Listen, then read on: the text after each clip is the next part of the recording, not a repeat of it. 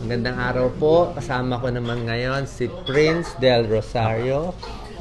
Nagtuturo ka dito kay Dr. Carl Balita, Review Center. Pero ang ganda ng kwento mo, Prince. Nurse, teacher, top-notcher po. Top-notcher. Anong number tayo sa nursing? Number 8 po. Number 8. Sa teaching? Number 1 po. Number 1 kang sa board exam.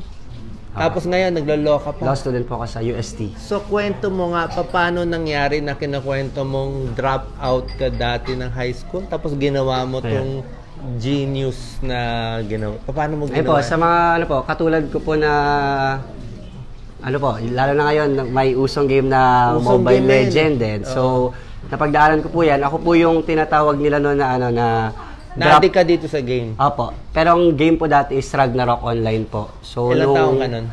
Nasa first year high school po ako noon. Oo. And may mga classmates po ako na naglalaro niyan. And then, na-willy po ako maglaro. And then, na-addict po ako laruin yung game na yon. And then, na-drop out po ako. Ang masama pa po noon, hindi ko po sinabi sa parents ko. First year high school, nag-drop out ka? Na-drop out po ako sa high school. Ako po ay Tubong La Union. And nung na-drop out po ako sa high school, first year, hindi ko po masabi sa parents ko. So, tinago ko siya. So, nung natapos yung first year, akala ng mama at papa ko, nag-enroll ako for second year. Pero hindi nila alam, simula na, hindi na ako pumapasok. So, akala nila no, nag-aaral ako ng second year, araw-araw ako pumapasok, binibigyan nila ako ng baon, diretso lang ako sa computer shop. So, yun.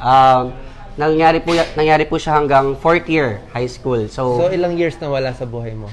4 years po. As in, buong high school 4 years po. na wala. Yun. So, mabuti hindi bumagsak yung buhay mo? Nung time po na yun kasi, syempre, talagang addiction po talaga sa computer games eh. Marami po siguro nakaka-relate dyan, especially sa mga tulad ko pong millennials na talagang pag nahook ka talaga sa game, talaga hindi mo... Yun? Ragnarok po. Ragnarok Marami Online. ba na-addict ngayon sa game? Opo, lalo na yung Mobile Legends ngayon. Anong tips mo sa kanila para hindi ma-addict? So yun po, ang ginawa ko lang po, nung talagang napansin ko na na lahat na ng kabatch ko talagang graduate na, gumaganda na yung buhay, nag-start na po ako na mag-decide. Nag-start po siya sa sa decision na tama na yung panloloko sa parents, tama na yung kaadikan. Nagalit sa'yo? Hindi po, yun nga po yung mas masakit eh, kasi nung nalaman po ng parents ko yan, ina-expect ko po, bububuin ako, papalayasin ako, pero sobrang bait lang talaga ng parents ko na in-accept pa rin ako. So, ayun po, ang tips ko lang po sa kanila, kasi ako po, nung na-realize ko po na talagang wala na, patapo na talaga yung buhay ko, wala nang kwenta, doon po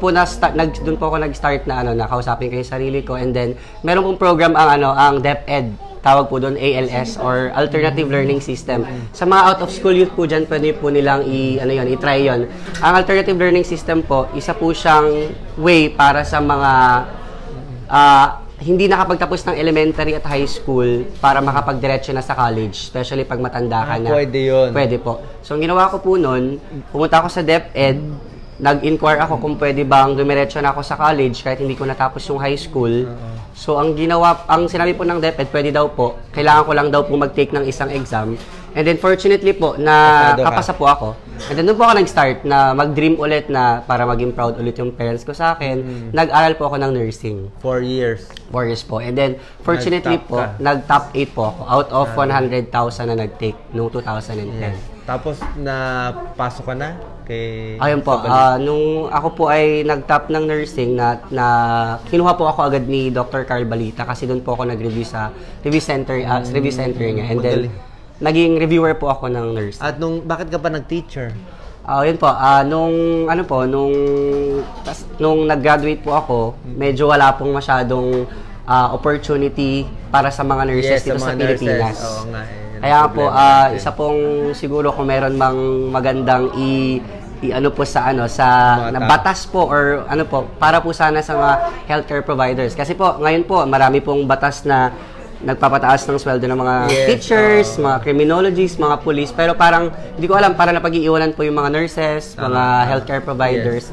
So dahil po hindi ako masyadong nabibigyan ng chance na magkaroon ng magandang opportunity sa ospital, nag-teacher po ako. Noong 2016. At naging number 1 ka. Nung nag-let po ako, nag-take ako ng licensure examination for teachers, ako po ay nag-top ulit, number 1 naman po. Prince, anong tips natin sa mga bata na nag-aaral? Paano magiging top-notcher? para i-share sa mga anak nila muna. Ayun, sa mga Mga bata. katulad ko talaga na na nawiwili talaga sa kahit anong bagay, sa games, sa sports, sa bisyo, Sa alak. sa alak, sa drugs, sa lahat po. Talagang dadaanan mo talaga yung stage na 'yan. Hindi mo talaga siya pwedeng pwedeng lagpasan lang ng wala lang. Talagang dadaanan mo siya. Ang pinakamahalaga po talaga, mag-start ka po talaga sa decision na tama na, Correct. stop na Ikaw talaga. magde-decide. Nasa iyo po talaga yan. Hindi yung mama mo, yung papa mo, yung kaibigan mo. Talagang sa'yo yan eh. Kahit anong udyok nila sa'yo na, tama na yan, tigilan mo na yung paglalaro mo, tigilan mo na yung bisyo mo. Pag hindi mo talaga sasabihin sa sarili mo na, stop na, tama na, wala po talaga mangyayari sa'yo. Saan mo nakuha yung courage na sabihin stop na? Ayun, siguro, sobrang sakit talaga na ang dami-dami ng successful na tao sa paligid ko, tas ako hindi. Parang feeling mo wala Napag-iwanan na. wala nang kwenta sa yun po, na-realize ko lang na may kanya-kanya talaga tayong timeline na hindi kailangan ma-pressure na yung classmate mo, ma-successful na, yung kabatch mo may kotse na kanya-kanyang panahon talaga. So, nung nakuha ko na po yung time ko, nakuha ko yung momentum ko, hindi ko na po siya tinigilan. And talagang nag-dream ako ng nag-dream hanggang sa yun, na-achieve ko po yung mga pangarap ko po unti-unti. Anong mga final tips mo? Kasi mga ibang kababayan natin ayaw mag-aral, nagka-cutting class. Ayun.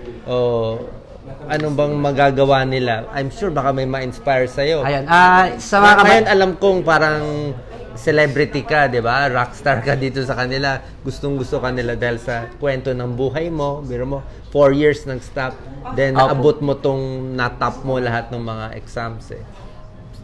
Ayun, Yes, sa mga sa mga kabataan, normal talaga 'yan, pagdadaanan talaga natin 'yan. And wag lang panghihinaan talaga ng loob and hanap lang talaga ng inspiration, hanap lang ng ng mapaghahawakan, hawak lang ng mahihingian ng tulong. And wag kayong mahiya mag-share sa friends nyo, sa parents nyo kasi pag wala ka talaga nakakausap, parang feeling mo mag-isa ka, pero pag may mga support people ka talaga, mas madali talagang ayun. So sa mga napanghihinaan na dyan ng loob, tulad ko noon na parang akala mo wala nang silbi, wala nang kwenta sa lipunan, bangon lang, pikit ka, iyak ka, nadapa ka pero ayun, laban lang ulit. And wag lang mawawala yung dream kasi pag nagdi-dream ka talaga, meron kang kumbaga direction, meron kang path na pupuntahan.